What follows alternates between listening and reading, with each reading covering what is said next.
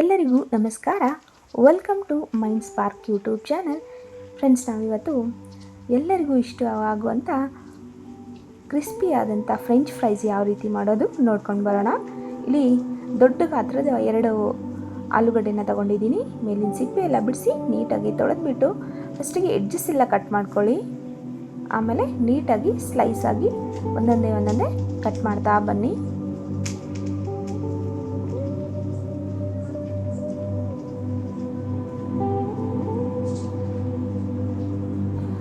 ಈ ಸೈಜ್ಗೆ ಕಟ್ ಮಾಡಿದ್ರೆ ಸಾಕು.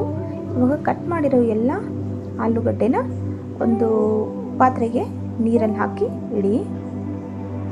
ಇವಾಗ ಸ್ಟವ್ ಆನ್ ಮಾಡಿಬಿಟ್ಟು ಅದಕ್ಕೆ ನೀರನ್ನು ಸೇರಿಸಿ, ನೀರು ಕುದಿ ಬಂದಮೇಲೆ ಎಲ್ಲ ಆಲೂಗಡ್ಡೆನ ಕಟ್ ಮಾಡಿಟ್ಕೊಂಡಿರ್ತೀರಲ್ಲ ಅದನ್ನೆಲ್ಲ ಬಿಸಿನೀರಿಗೆ ಹಾಕಿ ಒಂದು ಅರ್ಧ ಚಮಚದಷ್ಟು ಉಪ್ಪನ್ನು ಹಾಕಿ ಒಂದು 5 ನಿಮಿಷ ಚೆನ್ನಾಗಿ ಬೇಯಿಸಬೇಕು.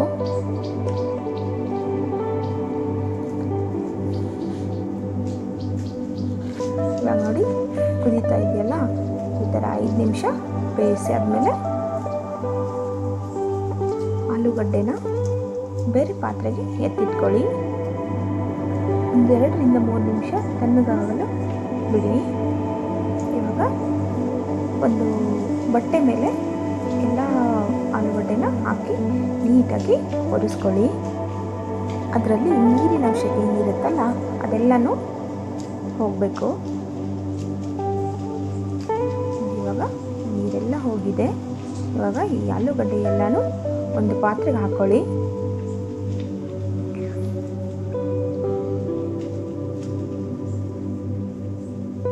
ಇವಾಗ ಇದಕ್ಕೆ 2ರಿಂದ 3 ಸ್ಪೂನ್ ಆಗುವಷ್ಟು ಕಾರ್ನ್ಫ್ಲೋರ್ ಹಿಟ್ಟನ್ನು ಸೇರಿಸ್ಕೊಳ್ಳಿ.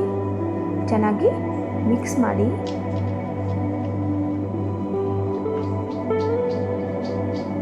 ಇವಾಗ ಒಂದು ಪಾತ್ರೆಗೆ ಎಣ್ಣೆ ಹಾಕಿಬಿಟ್ಟು ಎಣ್ಣೆ ಬಿಸಿ ಆದಮೇಲೆ ಆಲೂಗಡ್ಡೆನೆಲ್ಲ ಒಂದೊಂದೇ ಹಾಕ್ತಾ ಹೋಗಿ ಮೀಡಿಯಮ್ ಫ್ಲೇಮಲ್ಲಿ ಕ್ರಿಸ್ಪಿ ಆಗೋವರೆಗೂ ಫ್ರೈ ಮಾಡಿ.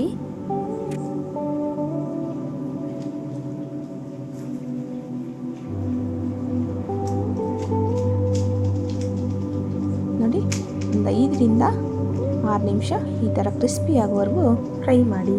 ಇವಾಗ 2ನೇ ಬ್ಯಾಚನ್ನ ಹಾಕ್ತಾ ಇದ್ದೀನಿ. ಅದೇ ಥರ ಇದನ್ನು ಫ್ರೈ ಮಾಡ್ಕೊಳ್ಳಿ. ನೀವಿಲ್ಲಿ ಒಂದೇ ಸರ್ತಿ ಕ್ರಿಸ್ಪಿ ಆಗೋವರೆಗೂ ಫ್ರೈ ಮಾಡ್ಕೋಬೋದು. ಇಲ್ಲಾಂದರೆ ಫಸ್ಟಿಗೆ ಒಂದು 2 ನಿಮಿಷ ಫ್ರೈ ಮಾಡಿ ಎತ್ತಿಟ್ಕೊಂಡು ತಿರ್ಗಾ 2ನೇ ಸರ್ತಿನೂ ಅದನ್ನು ಫ್ರೈ ಮಾಡಿ ಇಟ್ಕೊಬೋದು. ಅದು 2ನೇ ಸರ್ತಿ ಹಾಕ್ತಿದ್ದೀನಲ್ಲ, ಈ ಥರ ಮಾಡಿದ್ರೆ ತುಂಬ ಕ್ರಿಸ್ಪಿಯಾಗಿ ಬರುತ್ತೆ. ಈ ಥರ ಕಲರ್ ಚೇಂಜ್ ಆದಮೇಲೆ ಇದಕ್ಕೆ ರುಚಿಗೆ ತಕ್ಕಷ್ಟು ಉಪ್ಪು, ಖಾರದ ಪುಡಿ ಮತ್ತು ಸ್ವಲ್ಪ ಚಾಟ್ ಮಸಾಲಾನ ಸೇರಿಸಿ. ಫ್ರೆಂಡ್ಸ್, ನಮ್ಮ ವಿಡಿಯೋಸ್ ನಿಮಗೆ ಇಷ್ಟ ಆಗ್ತಿದ್ದಲ್ಲಿ ನಮ್ಮ ಚಾನಲ್ನ ಲೈಕ್ ಮಾಡಿ, ಶೇರ್ ಮಾಡಿ, ಸಬ್ಸ್ಕ್ರೈಬ್ ಮಾಡಿ. ಫ್ರೆಂಚ್ ಫ್ರೈಸ್ ರೆಡಿಯಾಗಿದೆ. ಟೊಮೆಟೊ ಕೆಚಪ್ ಜೊತೆ ತಿಂದು ಹೇಗಿದೆ ಅಂತ ಕಮೆಂಟ್ ಮಾಡಿ. ಮತ್ತು ಮುಂದಿನ ವಿಡಿಯೋದಲ್ಲಿ ಸಿಗೋಣ.